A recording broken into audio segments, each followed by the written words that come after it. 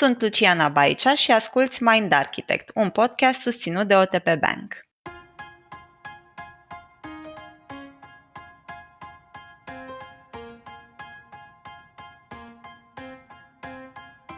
Ți s-a întâmplat vreodată să simți cum slăbește încrederea în tine în diferite contexte sociale sau profesionale? Sau să fii într-o relație în care să te îndoiești de tine?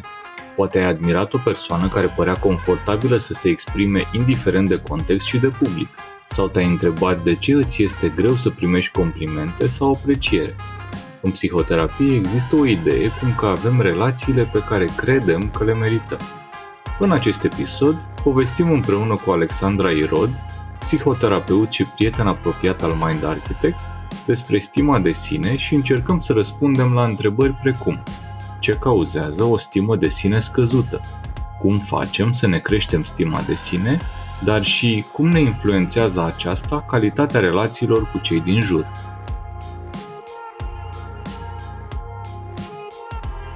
Salutare tuturor!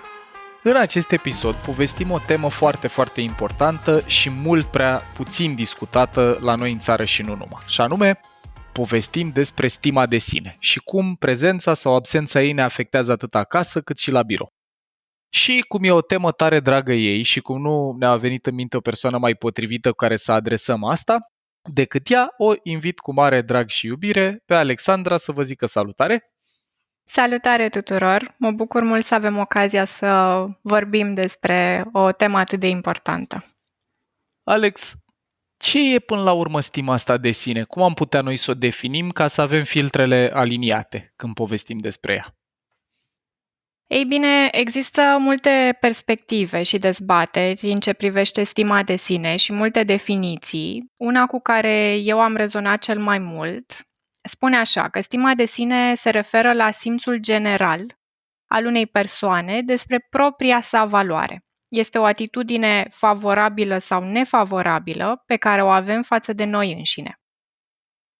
În ultima vreme, un număr tot mai mare de cercetări sugerează că, de fapt, autocompasiunea, mai degrabă decât stima de sine, poate fi cheia care deblochează potențialul nostru real, mai ales în viața adultă. Și autocompasiunea, doar ca să ne aliniem și aici, cam în ce ar consta, cum o putem defini și pe ea? Practic, prin autocompasiune înțelegem deschiderea noastră de a ne uita la propriile greșeli și lipsuri, cu mai multă blândețe, cu mai multă înțelegere și în cele din urmă constă în îmbrățișarea faptului că a greși este absolut uman și în momentul în care practicăm autocompasiunea în fața unei dificultăți, încercăm să nu ne mai judecăm cu la fel de multă duritate, nici nu simțim în același timp nevoia să ne concentrăm într-un mod defensiv pe toate calitățile noastre nemaipomenite, extraordinare, care e practic o modalitate mai degrabă de a ne proteja ego-ul. Deci lauda asta de sine, să te aduci aminte permanent ce grozav ești, cine sunt eu, ce am făcut eu, asta nu e autocompasiune, e inflamarea ego-ului. Exact, e tot o modalitate practic prin care eu nu iau contact cu faptul că nu am încredere în mine, nu sunt neapărat conștient de lucrul ăsta și încerc practic să scot în evidență, să creez această persoană în fața celorlalți care are grijă să evidențieze doar lucrurile care sunt foarte bune la ea, practic, doar calitățile și în același timp încearcă să pună așa într-un cont de umbră orice defect, orice potențială greșeală pe care persoana ar putea să o facă. Deci e foarte interesant ce ne spui. Eu ce îmi iau de aici e că unul la mână, stima de sine scăzută pare că duce la perfecționism sau perfecționismul merge mână-mână cu stima de sine scăzută și anume eu nu valorez nimic decât dacă sunt perfect, fără crăpături. Da, depinde foarte mult dacă ăsta a fost mai ales mesajul pe care l-am primit încă de când eram mici, în familie și ulterior la școală, dacă am învățat să asociem valoarea de sine cu performanțele și mai ales cu performanțele la un anumit nivel. Exact perfecționismul despre care spui și tu. Alex, aș avea o întrebare. Apropo de asta, spuneai tu că autocompasiunea e deschiderea de a ne uita la greșelile noastre cu blândețe și mi-am adus aminte că noi povesteam în episodul despre relația cu eșecul că e o chestiune care ține destul de mult de elefant și că e o chestiune la care se poate lucra, dacă mi-aduc eu aminte bine. Și atunci voiam să te întreb pe elefantul nostru ce anume îl influențează sau ce ne influențează nouă stima de sine în general. În special, oamenii din jur și mediul în care noi trăim au o puternică influență asupra compasiunii de sine, în special în primii ani de viață, care sunt cei mai importanti și care reprezintă fundația acestei valori personale, acestei încrederi pe care noi o avem în noi înșine. Dacă în copilărie am primit apreciere, am primit acceptare din partea adulților semnificativi, dacă am înțeles că emoțiile, nevoile și dorințele noastre sunt binevenite, asta se traduce mai departe în încredere în sine, în asertivitate în relație cu oamenii din viața noastră și în capacitatea noastră de a pune limite personale clare și sănătoase și în a fi mai conștienți în legătură cu cine suntem noi și ce ne dorim. Pentru că un om adult poate fi pe deplin conștient de sentimentele sale dacă a avut părinți sau îngrijitori care au fost receptivi, grijulii cu el, dacă a fost conectat părintele emoțional cu copilul, pe când cei care, spre exemplu, au trăit în familii în care mai degrabă au fost aspru criticați sau neglijați sau abuzați, ei vor admite în relație cu ceilalți adulți doar acele emoții care sunt acceptate sau aprobate de către cenzorul interior, care este acest urmaș practic al părinților sau al îngrijitorilor lor. Și de multe ori în terapie observ cum stima de sine, cum spuneam și mai devreme, e dependentă de ceea ce clientul reușește să realizeze în viața lui, pentru că de multe ori copiii primesc apreciere în momentul în care reușesc să facă ceva, în care reușesc să iau o notă bună, reușesc să aibă rezultate bune, să zic, dacă sunt într-o echipă de sport și atunci părintele laudă și îl apreciază. Și de aceea, spre exemplu, în momentul unui eșec, cum spuneai și tu, Luci, întreaga lume a omului se poate destrăma, pentru că stâlpii pe care se sprijină stima lui de sine sunt construiți din rezultate și performanțe care ajung ușor să fie parte din identitatea omului respectiv și nu din valoarea de sine reală a lui. Deci, ce vreau eu să sintetizez, că e foarte important, dragilor, din ce ne spune Alex, e că stima de sine locuiește puternic în memorie implicită. Vă recomandăm tare să reascultați sau să ascultați episodul despre de ce oamenii uită ce le spunem, dar nu uită cum i-am făcut să se simtă, din sezonul 1 și mai ales Brain Food-ul despre memorie, neuroștiința memoriei din platformă de pe mindarchitect.ro, pentru că practic de ce copilăria timpurie contează enorm e că atunci să scriu cele mai profunde linii de cod prin repetiție și asociere, fie cu pedepse, fie cu recompense, în această memorie implicită sau inconștientă.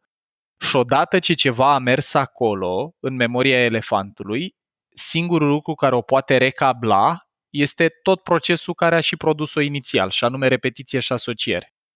Foarte, foarte important de înțeles că stima de sine nu e un gând. E o asociere emoțională care se poate produce fără să-ți dai seama când se instalează. Și de asta o să povestim un pic mai târziu. În viața adultă, a observa cum stai cu stima de sine și a face pași dacă o observi jos, să recableze asocierile alea, e foarte, foarte important. Bun, Alex, uite, asta mi-aduce aminte și o idee, un citat pe care l-am auzit, care zice așa că noi în viață, acasă și la birou, avem relațiile pe care credem că le merităm. Stă treaba asta în picioare din perspectiva a cum ne putem uita la stimă de sine? Exact așa se întâmplă, Paul, pentru că în momentul în care eu am o credință și de multe ori credințele care se formează în copilărie devin credințe inconștiente și abia mai târziu avem ocazia, să spun, să le aducem în partea conștientă. Și în momentul în care aceste credințe inconștiente sunt din registrul eu nu sunt bun decât dacă performez sau eu nu sunt bun decât dacă fac lucrurile perfect și nu fac nicio greșeală, în momentul ăsta, practic, noi devenim dependenți de realizările noastre exterioare și mai ales de validarea exterioară. În momentul în care stima mea de sine sau valoarea mea de sine se bazează pe validare, atunci e clar că în mine fundația stimei de sine nu e tocmai una solidă. Și atunci eu voi tinde să intru în relații care să-mi confirme această credință inconștientă. Pentru că, exact cum spuneai și tu, elefantul nostru caută familiaritate. El caută să trăiască experiențe relaționale, familiare, pe care le cunoaște și atunci vom intra în genul de relații foarte asemănătoare cu ceea ce noi am trăit în copilăria noastră. Spre exemplu, dacă am crescut într-o familie în care părinții erau mai degrabă critici, aspri, mă judecau și aveau mari așteptări de la mine, sunt șanse mari că voi intra într-o relație sau în mai multe relații, fie la job, fie pe planul personal, cu oameni cu care practic să am Reproduci, să ocazia, retrăiești. exact, de a retrăi și a rescrie exact aceste dinamici. Și de asta, de multe ori în terapie, oamenii spun, dar nu înțeleg ce se întâmplă, atrag eu experiențele astea, de ce mă tot lovesc de genul ăsta de oameni în viața mea.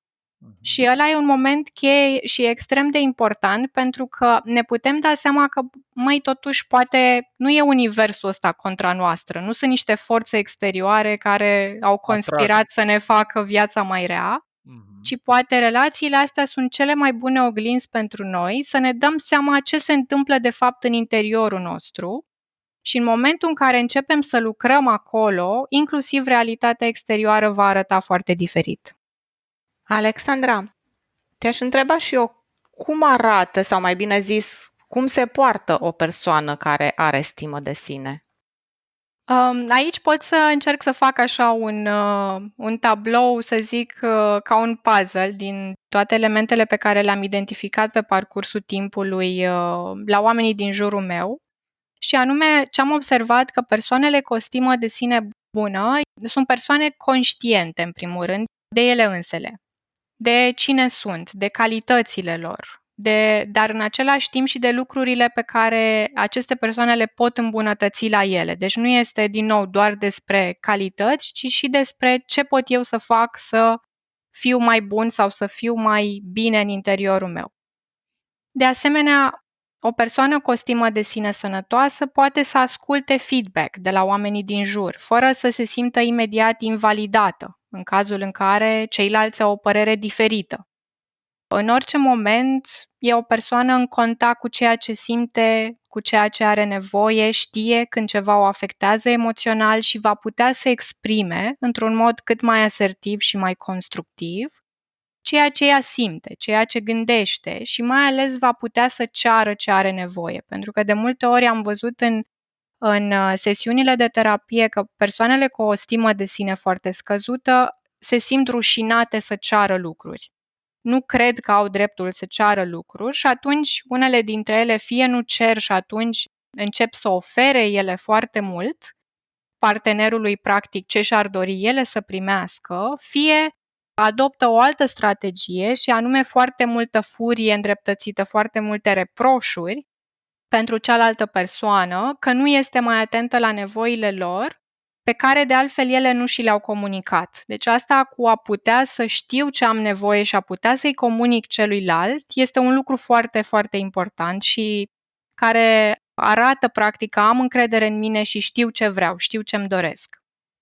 De asemenea, un alt aspect important este că această persoană va putea să spună nu. Atunci când simte să o facă, va putea să seteze limite în relație cu ceilalți. Poftim? Zic bună asta cu spusul nuului, că eu la cursuri Exact. aud extrem de des pe lista obiectivelor participanților, mai ales la astea de comunicare, că băi, vreau să învăț cum pot să spun nu. Și vedeți, e o asociere foarte interesantă, că oamenii să gândesc că abilitatea de a spune nu e ceva ce ține de abilități de comunicare. Dragilor, nu prea stă așa treaba. Abilitatea de a spune nu ține de asocierile alea din memorie implicită, din memoria elefantului, legat de dacă eu refuz ce cere cineva, dacă eu mai sunt în siguranță. Și stima de sine ridicată, cum o înțeleg eu de la tine, Alex, e că nu e o legătură între a spune nu și a nu mai valora nimic sau a fi mai puțin decât sunt. Dacă spun nu, asta înseamnă că refuz să fac ceva, nu mă invalidează ca persoană, nu mă face mai mic. Exact, iar temerea aceasta vine pentru că de multe ori în copilărie poate nu am avut de ales. Nu am simțit că ni se dă de ales, pe când în viața adultă noi putem alege între a fi sinceri și a fi autentici și atașamentul sau relația cu celălalt. Dacă în copilărie alegerea asta între autenticitate și atașament nu era tocmai o alegere conștientă, ea se întâmpla involuntar pentru că exista această dependență între copil și părinte, în viața adultă a spune nu înseamnă să fii autentic și înseamnă să îți respecti propriile nevoi și propriile sentimente într-o anumită situație. Apropo și de ce ne spuneai tu că e importantă conștientizarea în procesul ăsta, că persoanele cu stimă de sine ridicată sunt și persoane conștiente de sine. Ce înseamnă asta? Că practic călărețul lor s-a prins care sunt nevoile, reflexele, automatismele elefantului și odată ce a devenit conștient, pe cele sănătoase le solicită explicit, apropo de a-ți comunica nevoile. Stima de sine ridicată merge mână-mână și cu a-ți comunica nevoile, a spune pentru mine e important ca asta să se întâmple așa sau eu nu sunt ok ca asta să se întâmple așa, fără furie, fără agresivitate. Și chestia asta cu fără furie și fără agresivitate, dragilor, e posibilă în momentul în care elefantul meu nu simte pericol când eu îmi comunic nevoi. Exact. De asta tonul în copilărie cu care nevoile noastre erau legitimizate sau nu, și uite, mă ofer cobai cu un exemplu, eu mi-aduc aminte că uneori când ceream ceva, primeam replici de la oamenii din jur, figuri de atașament importante din registru, dar tu ce, n-ai două mâini, nu poți să-ți iei singur, de ce mă pui pe mine să fac asta? Asta era și la chestii mici, gen apă, sare, lucruri de felul ăsta la masă, motiv pentru care în viața adultă eu observ la mine reflexul ăsta să, în loc să rog pe cineva să-mi dea sarea, să mă ridic sau să mă întind să o iau singur. În viața adultă, din fericire, mi-am dat seama că mi se întâmplă mai ales cu oameni noi, pe care îi percep mai degrabă amenințători, adică nefamiliar și orice e nefamiliar pentru elefant e amenințător. Dar, când eram mic, mi se întâmpla cu toată lumea și chiar trăiam anxietate când auzeam oameni care spuneau dă-mi și mie, te rog, un pahar cu apă sau adu-mi și mie, te rog, nu știu ce, pentru că elefantul meu anticipa scandal, anticipa un moment de agresiune.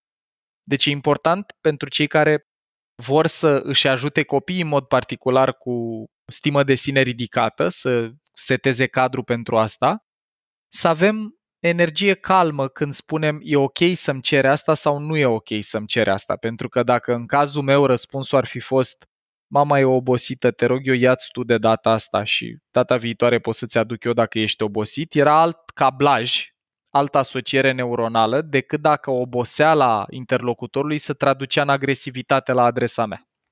Da, pentru că de acolo mesajul pe care copilul preia nu e că mama e obosită și că el poate are un comportament care o deranjează în momentul ăla, ci mesajul este mult mai profund de atât și anume e ceva neregulă cu mine. Sunt eu defect.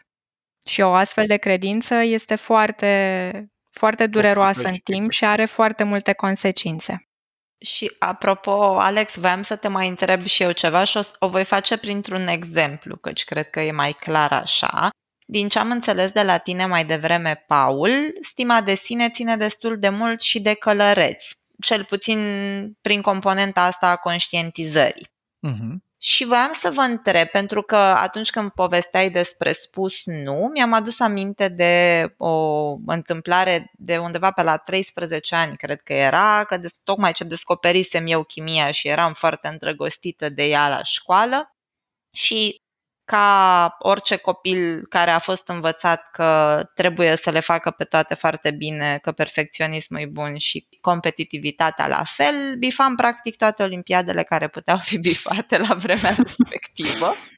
Ei, și se întâmplă ca în anul ăsta olimpiada de chimie să pice în aceeași zi cu olimpiada de limba română. Ceea ce a dus la, ceea ce a dus la un conflict, pentru că persoana care era, cadrul didactic care era responsabil de română, profa de română, era figură de autoritate, era director adjunct versus profa de chimie, care era o tipă foarte tânără, abia intrată pe băncile școlii în calitate de profesor.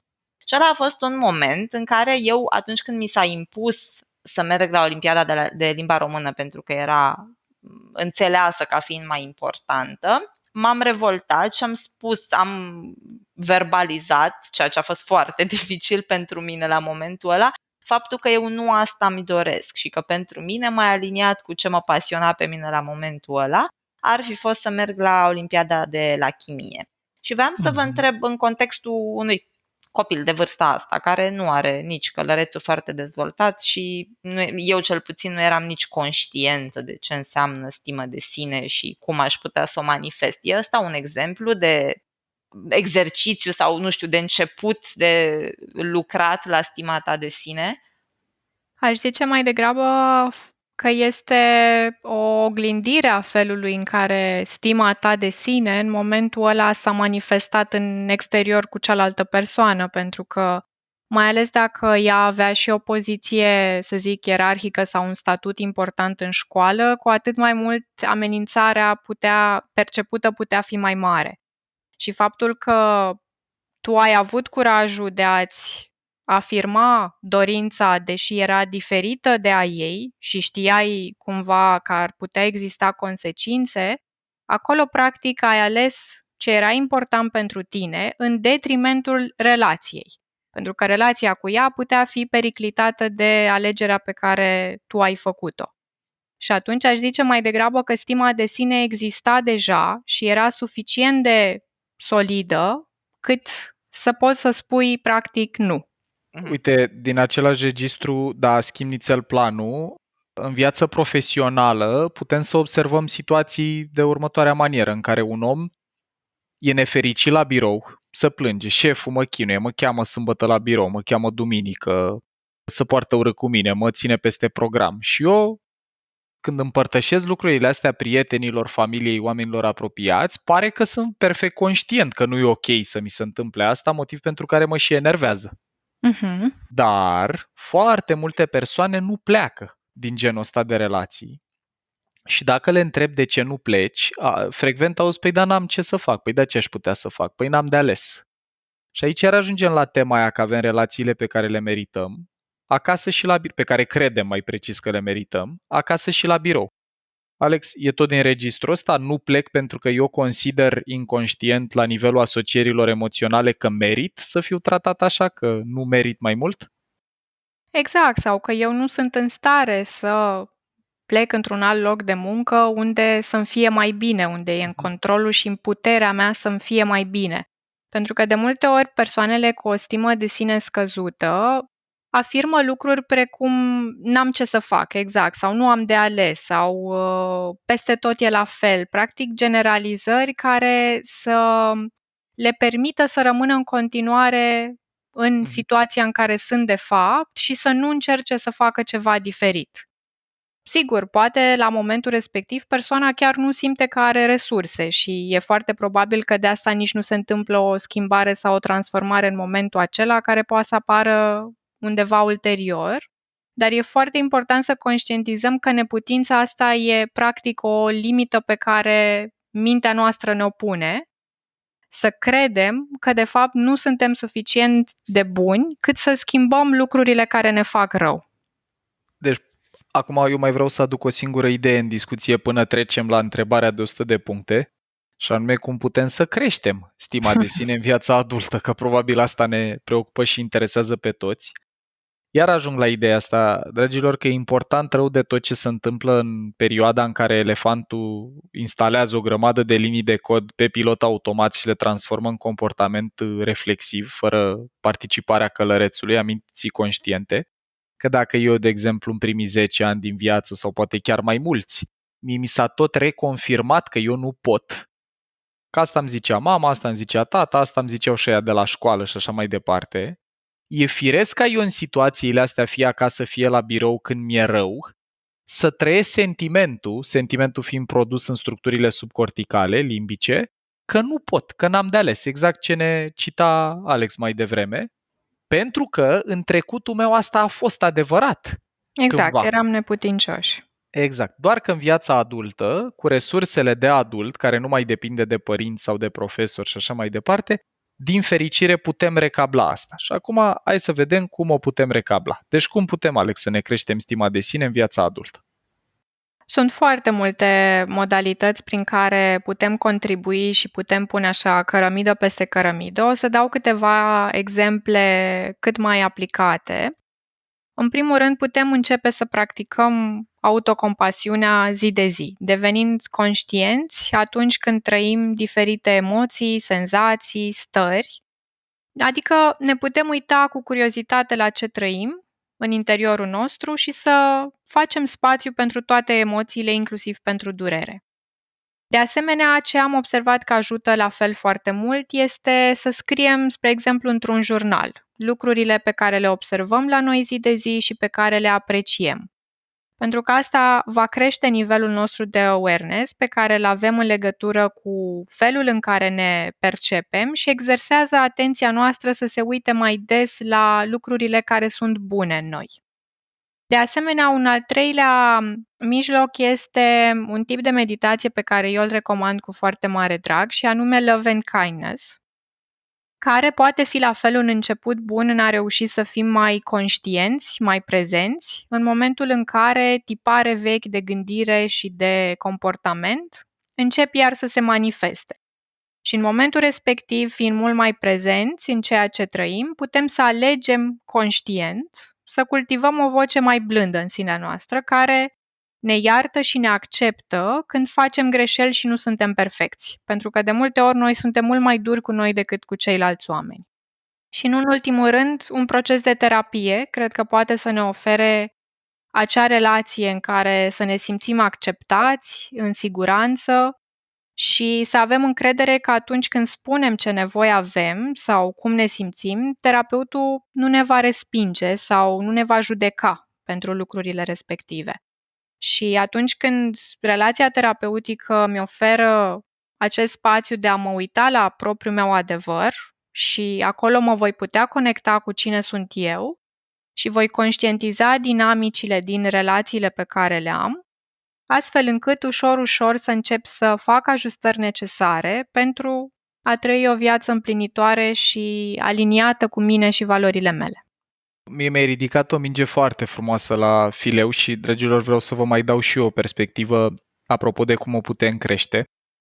Pe mine ce m-a ajutat foarte mult să încep să simt că merit altfel de tratamente personal-profesional a fost să mă înconjur de oameni, să am un cerc social care avea două componente. Unul era oameni care vedeau ce e bun în mine, deci vocea de care ne vorbea Alex, să ne vorbim cu mai multă blândețe, noi nouă.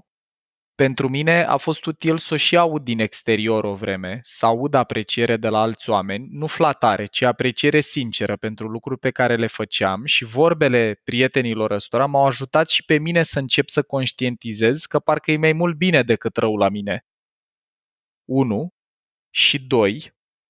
Să fie oameni care la rândul lor să aibă genul ăsta de stimă de sine ridicată. Deci să încep să mă înconjur de oameni care nu mai simt nevoia de motivație sau validare exterioară, să-și demonstreze că au diplome, trofee, certificări, performanțe și să văd cum un om poate să spună nu sau poate să spună eu merit alt tratament, să pună limitele de care vorbeai tu, Alex, la început, fără să aibă cine știe ce performanțe care să justifice lucrul respectiv.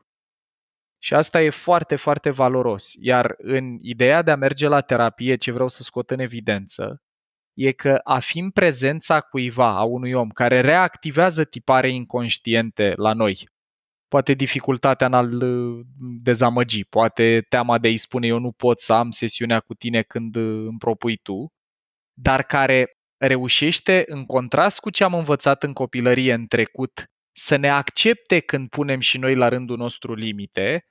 Ăsta e lucru terapeutic. Aici are loc recablajul, că elefantul învață din repetiție și asociere prin experiențe trăite și nu vorbite. Și atunci mare grijă la oamenii de care vă înconjurați, dragilor, și dacă ei reușesc să vă crească stima de sine, să vă ajute să vă dați seama de valoarea și potențialul din voi, sau, din contră, mai degrabă fără să vrea, de multe ori vă scad, sprijinindu-se de voi ca să se facă ei mari. E o strategie foarte des întâlnită, mai ales în mediul business. Dacă nu te simți foarte confortabil și nu ești stăpân pe tine, să încerci să-l faci pe ălalt mai mic decât ești tu, ca să te simți tu mare. Deci, grijă la oamenii de care vă înconjurați, la mesajele la care vă expuneți, cu atât mai mult grijă la mesajele la care expuneți elefanțelul în formare al copiilor, pentru că autentic lumea poate să arate mult mai bine dacă am începe să simțim că merităm și când nu performăm.